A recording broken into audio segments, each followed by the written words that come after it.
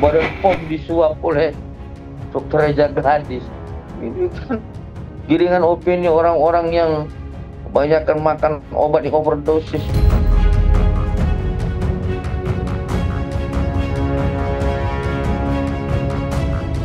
BPOM rilis ada 5 orang pegawai BPOM terima uang suap dari Reza Gladis. Si dalam penyelidikan, mohon bersabar.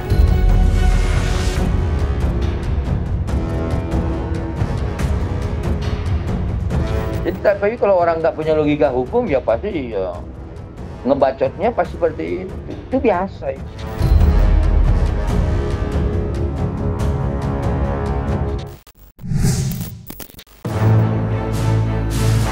Keputusan Badan Pengawas Obat dan Makanan yang menolak untuk hadir sebagai saksi ahli di agenda sidang perkara Nikita Mirzani dan Dr. Reza Gladis nampaknya benar-benar berhasil membuat publik tumpal.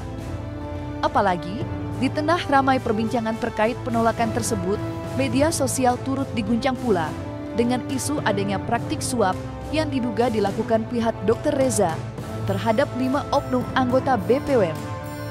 Sontak saja, publik pun berlomba-lomba menyuarakan spekulasi mereka di dunia maya. Ada yang menduga jika isu ini menguatkan dugaan tentang adanya praktik tidak beres di balik persidangan Nikita. Namun sebaliknya, ada pula yang merasa semua ini hanyalah bualan belaka yang sengaja dibuat-buat lantaran kecewa dengan keputusan BPOM yang menolak permintaan Nikita. BPOM rilis ada 5 orang pegawai BPOM terima uang suap dari Reza Gladis. Si dalam penyelidikan, mohon bersabar. Besok sidang Nikita Mirzani malam-malam begini gue dapat kabar begini. Merilis 5 orang pegawai BPOM. Sabar katanya. Masih dalam penyelidikan. Beberapa waktu yang lalu kita sempat mendengar bahwasannya produk Dr. Reza Gladis yang bernama Reboskin dinyatakan sebagai produk yang berbahaya oleh BPOM. Lalu Dr. Reza Gladis mengklarifikasi bahwa produk Reboskin bukanlah sebuah produk melainkan sebuah treatment. Sehingga BPOM pun meliris ulang dan menyatakan produk BPOM Reboskin aman untuk pemakaiannya. Waduh, gimana konsepnya ini? Kok bisa tiba-tiba dan ternyata fakta saat ini sudah terungkap. Diduga 5 anggota BPOM telah mendapatkan aliran dana dari Dr. Reza Gladis untuk mengkondisikan perihal produk Reboskin.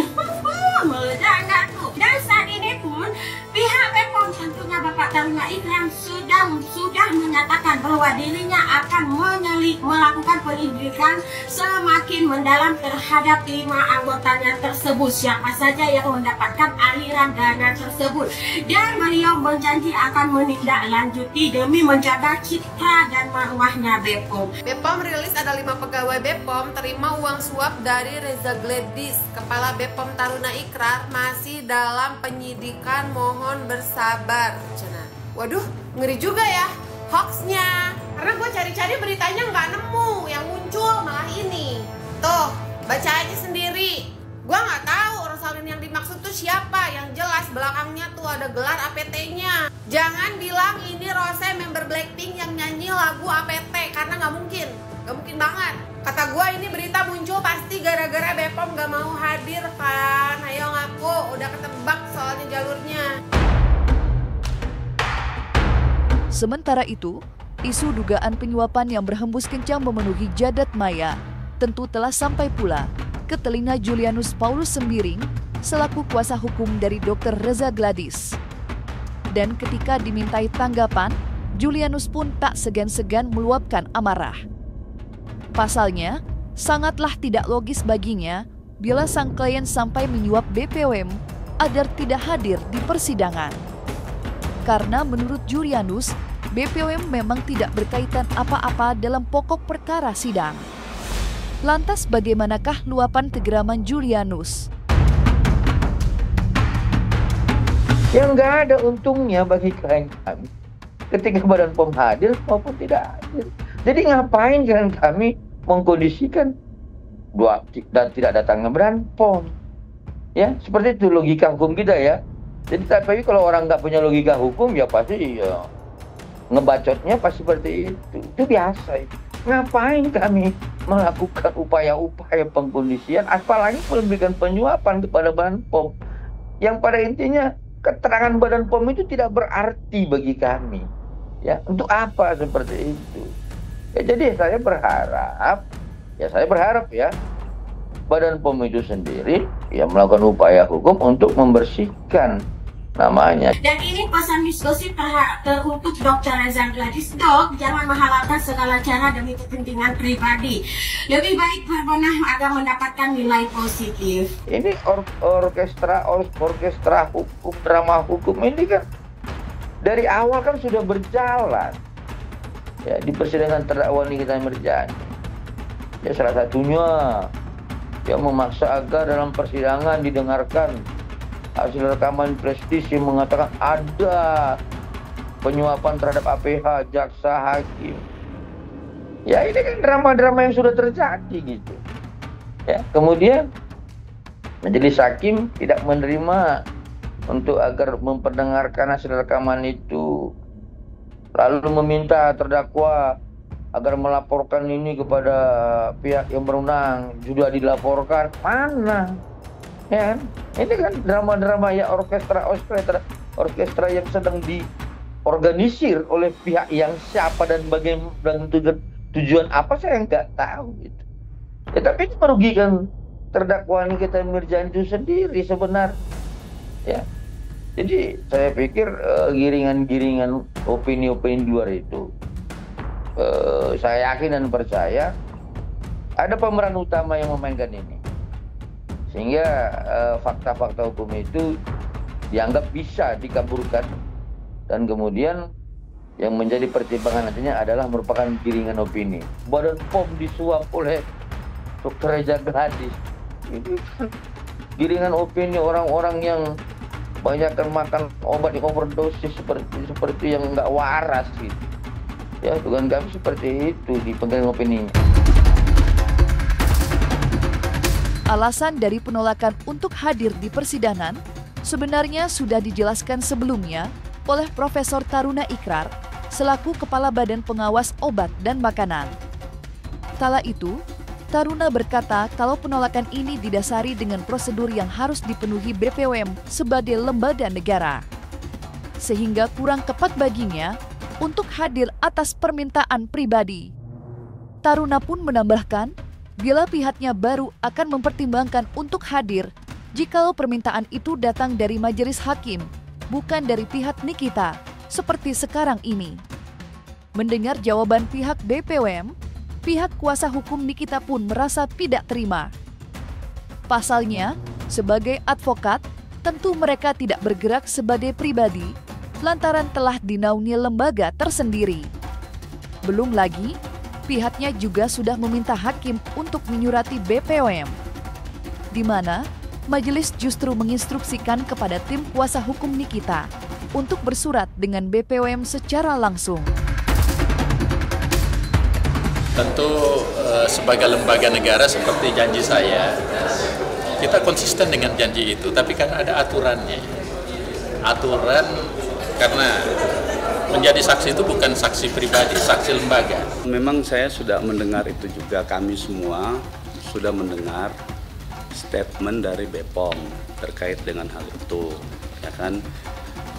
Saya pikir begini ya, BPOM itu tidak memahami keberadaan kami. Jadi begini, memang kami ini bukan bertindak atas nama dari pribadi kami, bukan. Tapi yang harus diingat bahwa kami ini adalah seorang advokat yang punya lembaga, yang punya wadah, ya, yang sama kedudukannya dengan hakim. Ya, Undang-Undang Advokat menegaskan bahwa kami itu adalah setara dengan penegak hukum lainnya, jaksa, kepolisian, ya, hakim. Nah, oleh sebab itu, ya, sebenarnya permintaan kami ini adalah sama dengan apa yang dimintakan atau misalnya diminta oleh hakim atau jaksa. Tidak ada perbedaan di dalam permintaan tersebut. Kalau atas nama lembaga, itu at least bukan permintaan pribadi, tapi permintaan hakim. Ya benar kan Pak? Harus permintaan hakim. Kami ini punya kedudukan yang sama di mata hukum sebagai aparat penegak hukum yang dilindungi undang-undang. Kami punya wadah namanya Peradi, ya. Organisasi kami dipimpin oleh Profesor Otto Hasibuan. Nah, karena kami punya wadah itu, maka kemudian di dalam Undang-Undang Advokat, kalau saya nggak salah ingat itu di pasal 5 atau pasal 6, kami ini adalah setara kedudukannya dengan aparat penegak hukum lain yang saya sebutkan tadi. Keputusan BPOM untuk menolak permintaan Nikita Mirzani memang berhasil menuai pro dan kontra. Apalagi dengan tegas pihak kuasa hukum Nikita Mirzani sudah menyuarakan kekecewaan mereka. Dan menanggapi hal tersebut, Julianus Paulus Sembiring selaku kuasa hukum Dr. Reza pun ikut buka suara. Lantas benarkah keputusan BPOM yang menolak hadir merupakan langkah tepat bagi Julianus, serta bagaimanakah pula penjelasan Julianus terkait wewenang BPOM dalam perkara ini?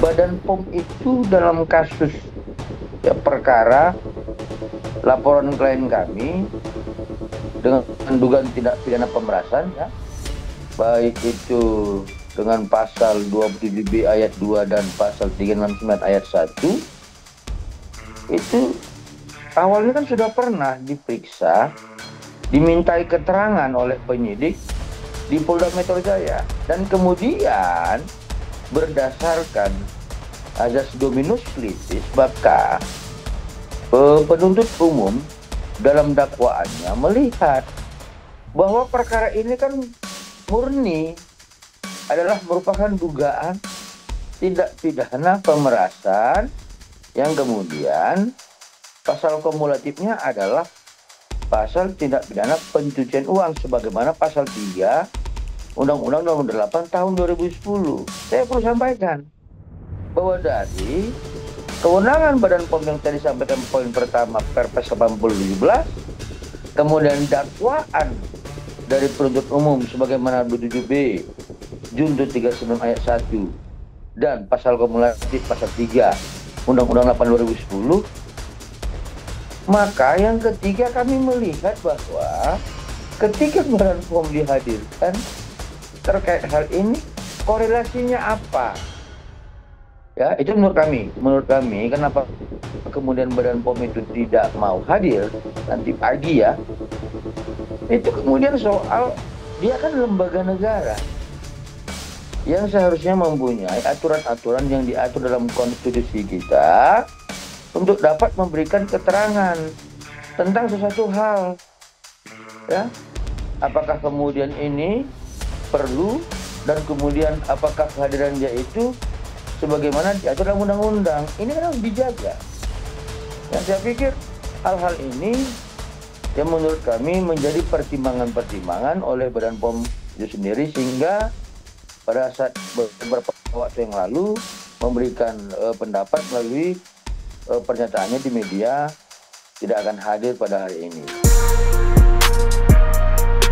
Terlepas dari itu, salah satu alasan yang membuat tim kuasa hukum Nikita sampai kecewa adalah ucapan Profesor Taruna sendiri, yang mana dahulu ia sempat mengaku siap untuk memberikan keterangan sebagai saksi ahli apabila dibutuhkan di dalam persidangan. Namun ketika sidang sudah berada di depan mata, ia justru berucap yang sebaliknya. Hal itu pun turut ditanggapi pula oleh Julianus. Ya, Julianus berspekulasi bila mungkin saja kala itu Profesor Taruna mengucap janji sebagai pribadi. Namun, ketika mendapatkan masukan dan arahan dari anggota BPOM lainnya, ia pun mengambil langkah yang berbeda. Lantas, seperti apa penjelasan Julianus terkait hal tersebut, serta bagaimana pula luapan kekecewaan pihak Nikita terkait hal ini?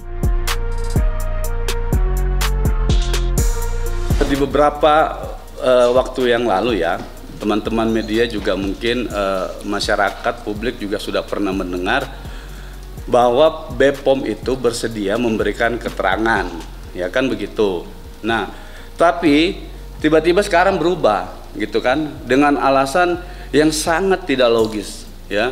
Itu sangat tidak logis, dengan alasan ini permintaan dari individu. Dia tidak memahami kedudukan kami sebagai advokat gitu. Nah, kami meminta itu, ya, dia bilang kami akan berada di tengah-tengah masyarakat, ya, dia sampaikan begitu dari pihak BPOM.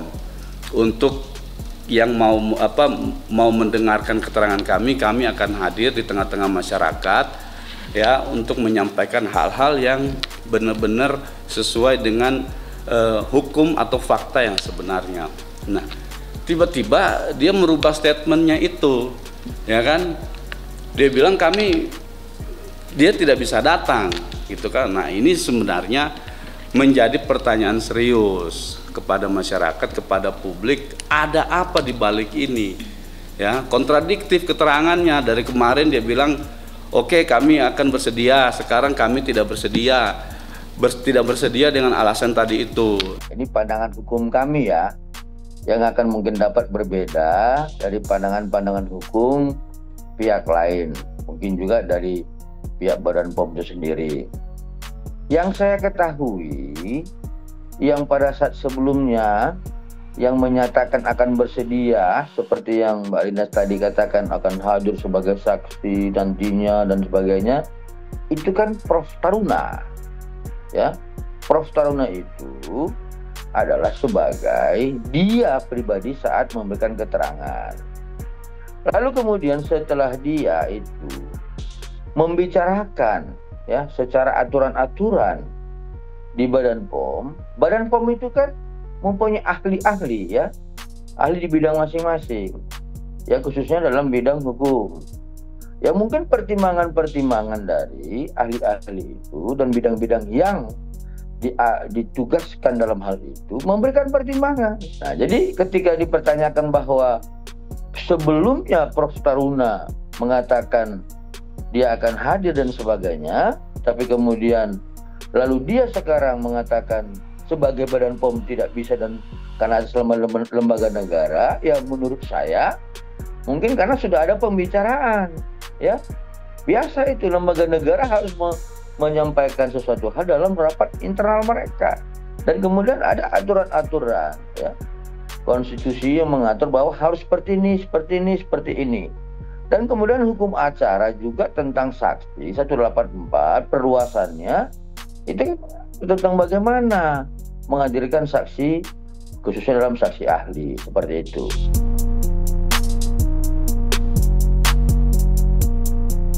Jangan lupa untuk like, subscribe, dan juga share channel YouTube Cumi Cumi.